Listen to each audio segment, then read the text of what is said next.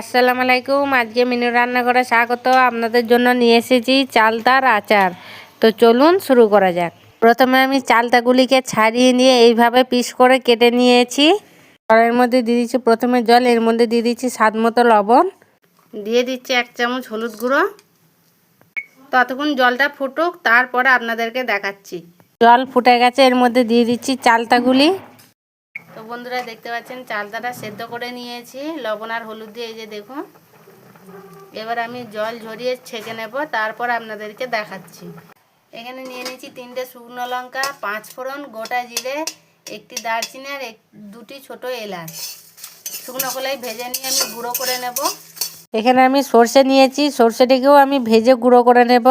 এর মধ্যে দিয়ে দিচ্ছি অল্প তেল, দিয়ে দিচ্ছি 2টি শুকনো লঙ্কা ফোড়ন আর দিয়ে দিচ্ছি থেতো করা আদা। আদাটিকে আমি তেলে ভেজে নেব। ভাজা হয়ে গেছে, এর মধ্যে দিয়ে দিচ্ছি এবার সেদ্ধ করা যে চালটাটিকে আমি কিছুক্ষণ তেলেতে ভেজে নিচ্ছি। এর মধ্যে দিয়ে দিচ্ছি গুড়।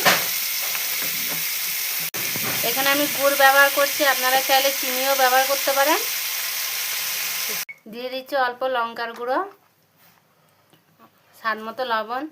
লবণটা আপনারা টেস্ট অনুযায়ী দেবেন, যেহেতু প্রথমে লবণ দিয়ে সেদ্ধ করেছিলাম।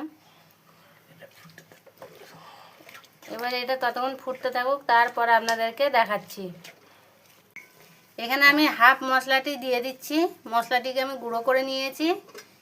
তো এটা ততক্ষণ ফুটতে থাকুক যতক্ষণ না এই জলটা কমে যাচ্ছে। দেখতে পাচ্ছেন খুব ভালোভাবে ফুটে গেছে। এইভাবে আমি কিন্তু মাঝে মাঝে নাড়তে থাকবো। অনেকটা শুকিয়ে গেছে জল, এর মধ্যে দিয়ে দিচ্ছি বিট লবণ। দেখতে পাচ্ছেন গুড় কিন্তু আঠালো পাড়া হয়েও গেছে আর অনেকটা ঝোল কিন্তু কমেও গেছে। তো এবার এটা পুরোপুরি রেডি। যেই গুঁড়ো মশলাটা রেখে দিয়েছিলাম তো সেটাও ছড়িয়ে দিচ্ছি। পুরোপুরি কমপ্লিট। এটা আমি আপনাদেরকে সার্ভ করে দেখাচ্ছি। তো বন্ধুরা তৈরি হয়ে গেল চালতার আচার। তো বন্ধুরা আজকের ভিডিওটি কেমন লেগেছে আমাকে কমেন্টে লিখে জানাবেন। ভিডিওটি ভালো লাগলে আমার এই পেজটিকে ফলো করতে ভুলবেন না।